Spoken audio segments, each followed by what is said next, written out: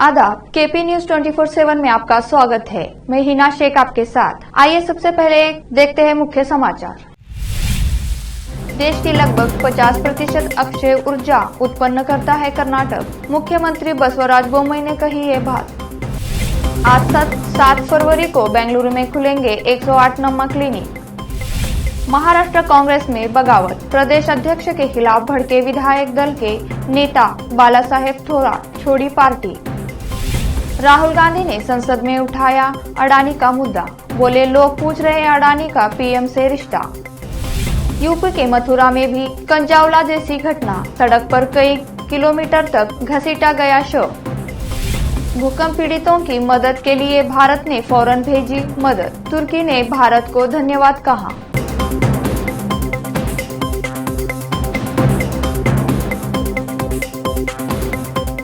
अब समाचार विस्तार से।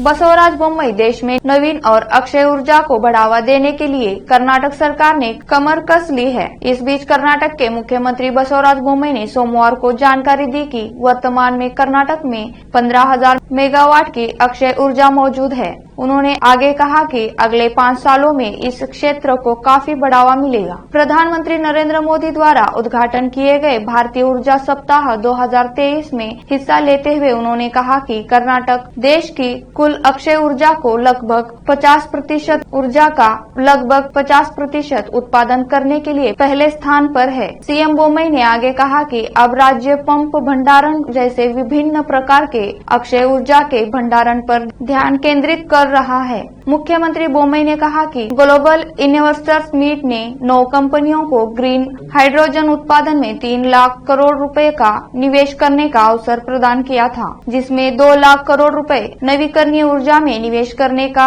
अवसर प्रदान किया गया। उन्होंने आगे कहा कि राज्य में इलेक्ट्रिक वाहनों और ईवी परिवहन वाहनों पर लगातार शोध चल रहे हैं। इन शोध का मकसद देश में ईवी की मैन्युफैक्चरिंग के मामले में राज्य को नंबर 1 बनाना है। मुख्यमंत्री बसवराज बोम्मई ने मंगलवार को बेंगलुरु में 108 नम्मा क्लिनिक के पहले बैच का उद्घाटन करेंगे। क्लिनिक जो सभी बीबीएमपी सीमा के भीतर है, उसी दिन जनता के लिए खोल दिए जाएंगे। 14 दिसंबर को मुंबई ने राज्य के अन्य हिस्सों में 100 नम्मा क्लिनिक लॉन्च किए थे। पूरे कर्नाटक में 438 क्लिनिक खोलने का लक्ष्य है। स्वास्थ्य मंत्री डॉक्टर के सुधाकर ने कहा कि प्रत्येक क्लिनिक 15,000 से 20,000 की आबादी को पूरा करेगा। वर्तमान में राष्ट्रीय शहरी स्वास्थ्य मिशन के तहत प्रत्येक 50,000 जनसंख्या के लिए एक प्राथमिक स्वास्थ्य केंद्र पीएचसी है। नम्मा क्लिनिक रविवार को छोड़कर सभी दिनों में सुबह 9 बजे से शाम 4:30 बजे तक खुले रहेंगे। ये प्रसव पूर्व और प्रसवोत्तर देखभाल, टीकाकरण, संचारी रोग प्रबंधन, गैंग संचारी रोगों के लिए निवारक देखभाल, मौसिक देखभाल, नेत्र देखभाल सहित 12 सेवाओं की पेशकश करेगा।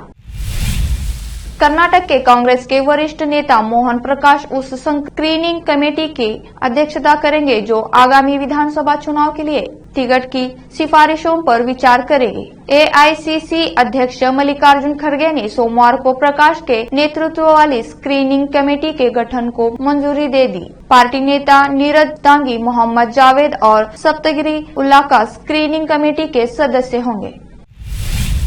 Doctor MS Salim, IPS special commissioner traffic Bengaluru city ने आज मंगलवार को ट्रैफिक फाइन कलेक्शन पर आज प्रेस मीट की। इस अवसर पर उन्होंने ट्रैफिक वायलेंट के लिए 1 सप्ताह का ऑफर और जुर्माना भरने की प्रक्रिया के बारे में मीडिया को विस्तार से बताया। बेंगलुरु से केपी न्यूज के संवाददाता मुजबुर रहमान की रिपोर्ट। मोटर व्हीकल क़वानीन की खिलाफ वर्जी करने वालों पर जो मुक़दमात ऑनलाइन के तहत हुए हैं, उनकी डिस्पोज़ल के लिए गवर्नमेंट ने 50% रियायत का ऐलान किया है। 3 तारीख से हम लोग इस पर अपना सॉफ्टवेयर रिकैलिब्रेट करके जो भी खिलाफ वर्जी करके जो इनके ऊपर केसेस पेंडिंग हैं, उनको फ़ाइन भरने का मौका फराहम किया गया है। इस बारे में आवाम का रद्द-ए-अमल काफ़ी पॉजिटिव रहा है और अभी तक पिछले 3 दिनों में 8 लाख 68,000 केसेस डिस्पोजल हुए हैं और 25 करोड़ 42। महाराष्ट्र कांग्रेस में बगावत शुरू हो गई है। कांग्रेस विधायक दल के नेता और पूर्व अध्यक्ष बालासाहेब थोराट ने पार्टी से इस्तीफा दे दिया है। पार्टी छोड़ने से पहले थोराट ने प्रदेशाध्यक्ष नाना पटोले के खिलाफ जमकर बयान दिया था। उन्होंने कहा था कि वह नाना पटोले के साथ काम नहीं कर सकते। थोराट ने आलाकमान को इस बाबत पत्र लिखकर शिकायत भी की थी। थोराट ने लिखा था कि अब पार्टी में नाना पटोले के साथ काम करना मुश्किल हो रहा है। बालासाहेब थोराट ने महाराष्ट्र कांग्रेस विधायक दल के नेता के पद से इस्तीफा पर महाराष्ट्र कांग्रेस अध्यक्ष नाना पटोले ने कहा कि वे हमारे नेता हैं, हम खुद उनसे बात करेंगे। 15 जनवरी को पार्टी की कार्यकारिणी बैठक है, उसमें भी इस पर बात होगी। साथ ही राहुल गांधी यात्रा व बाकी विषयों पर भी चर्चा होगी। उन्होंने कहा कि प्रधानमंत्री नरेंद्र मोदी के मित्र देश की जनता के पैसे को लूट रहे हैं, इसलिए ये लड़ाई हमारी है। आम आदमी को महंगाई का सामना करना पड़ रहा है। देश में एक अलग तनाव पैदा हो चुका है। अब लेते हैं एक छोटा सा ब्रेक। हिंदुस्तान के हर कोने में हम हैं मौजूद। 24 घंटे हालात पर गहरी नजर, खबरों से जुड़े चुपते सवालात और आपको दिखाता है धार्मिक, सामाजिक, राजनीतिक, लोकल और इंटरनेशनल न्यूज की सबसे बेहतर कवरेज, जो आपको रखती है हर पल बाखबर। देश और दुनिया भर की खबर के लिए देखते रहें केपी न्यूज 24/7। ब्रेक के बाद आपका स्वागत है। देखते हैं अन्य समाचार। राहुल गांधी ने संसद के बजट सत्र में आज अपनी बात रखी। इस दौरान उन्होंने भारत जोड़ो यात्रा के अपने अनुभव साझा किए। उन्होंने कहा कि शुरू में लगा कि यात्रा मुश्किल होने लगी, लेकिन बाद में यात्रा हमसे खुद बात करने लगी। राहुल गांधी ने संसद में अपने भारत जोड़ो यात्रा से जुड़े अनुभव साझा करते हुए कहा कि लोगों ने हमें अपने समस्याएं बताई और ये सवाल भी किया कि अडानी इतने कम समय में इतने सारे व्यापार कैसे करने लगे हैं, उनका पीएम नरेंद्र मोदी से रिश्ता क्या है। बजट सत्र में राहुल गांधी ने बोलते हुए कहा कि यात्रा में युवाओं ने हमसे कहा हमें पहले सर्विस और पेंशन मिलती थी, लेकिन अब हमें 4 साल के बाद निकाल दिया जाएगा। वरिष्ठ अफसरों ने कहा कि हमें लगता है कि अग्निवीर योजना हमसे नहीं बल्कि आरएसएस की ओर से आई है और इस आर्मी पर थोपा गया है।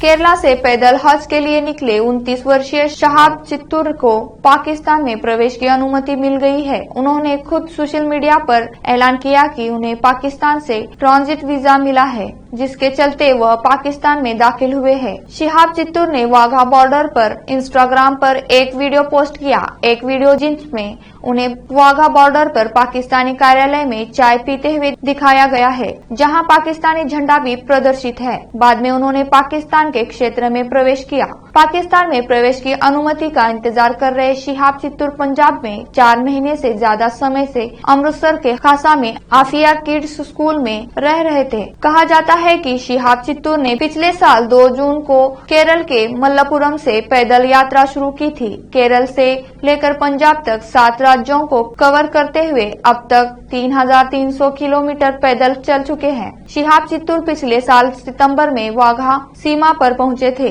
लेकिन ट्रांजिट वीजा नहीं होने के कारण सीमा पार नहीं कर सके।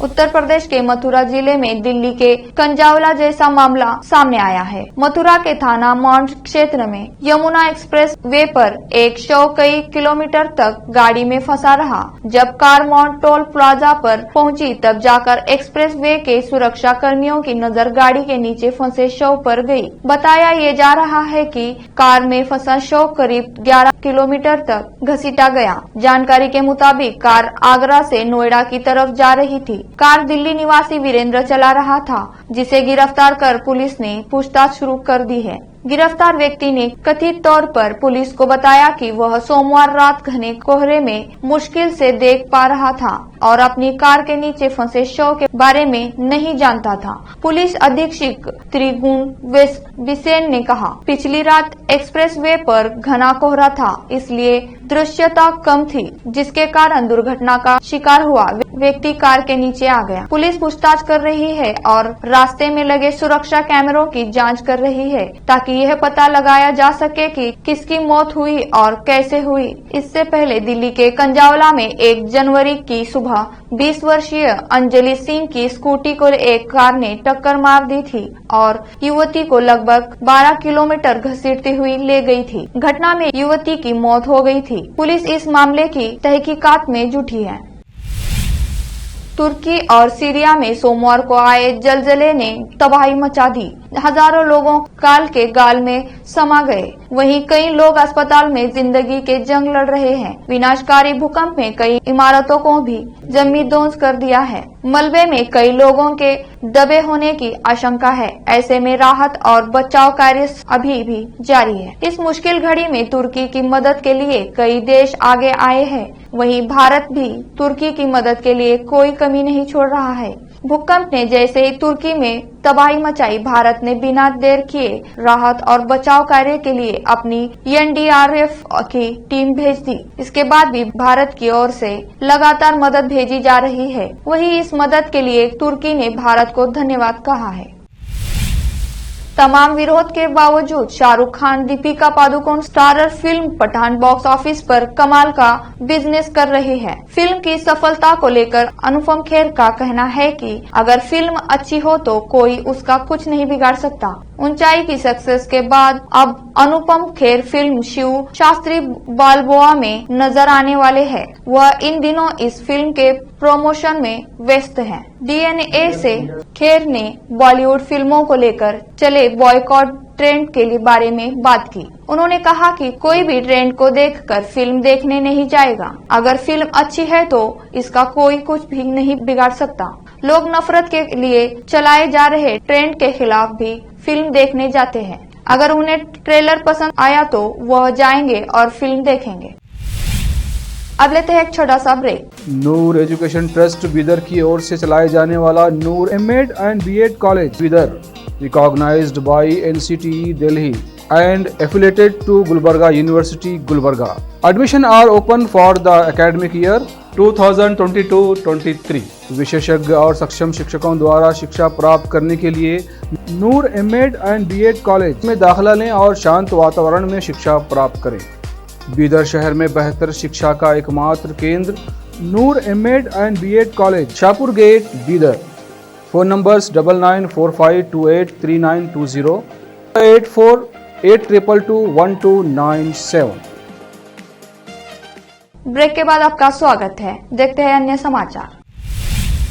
ड्रामा क्वीन राखी सावंत ने अपने पति आदिल दुर्रानी के खिलाफ मुंबई के अशिवारा पुलिस स्टेशन में शिकायत दर्ज कराई है, जिसके बाद पुलिस ने आदिल को हिरासत में ले लिया है। पुलिस ने आदिल के खिलाफ IPC की धारा 406-420 के तहत प्राथमिकी दर्ज की। अपने ट्विटर हैंडल पर इस खबर की जानकारी दी है, जिसमें लिखा है, अभिनेत्री राखी सावंत ने पति आदिल दुर्रानी के खिलाफ मुंबई के ओशिवारा पुलिस स्टेशन में शिकायत दर्ज कराई है। आरोप लगाया है कि उन्होंने उनके पैसे और गहने ले लिए हैं। पुलिस ने आदिल के खिलाफ IPC की धारा 406-420 के तहत प्राथमिकी दर्ज की है। उन्हें पूछताछ के लिए बुलाया गया है।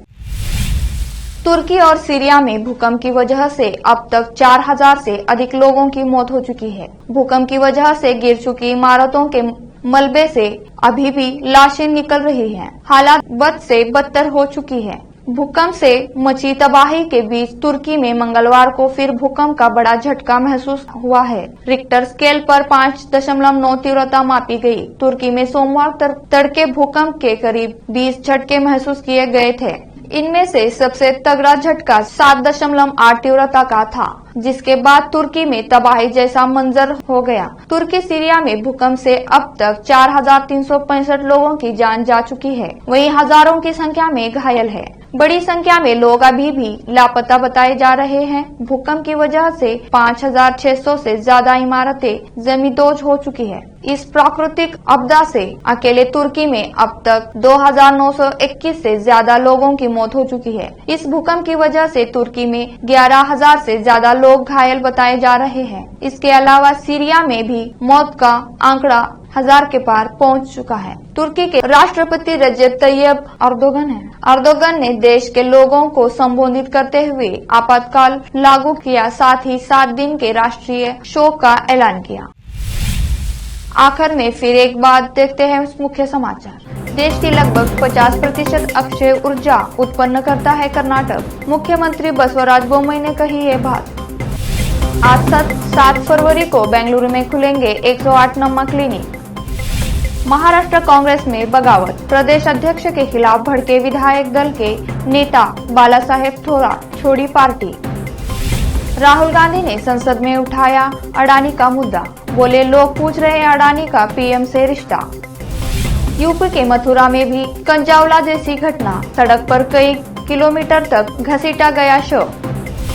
भूकंप पीड़ितों की मदद के लिए भारत ने फौरन भेजी मदद। तुर्की ने भारत को धन्यवाद कहा।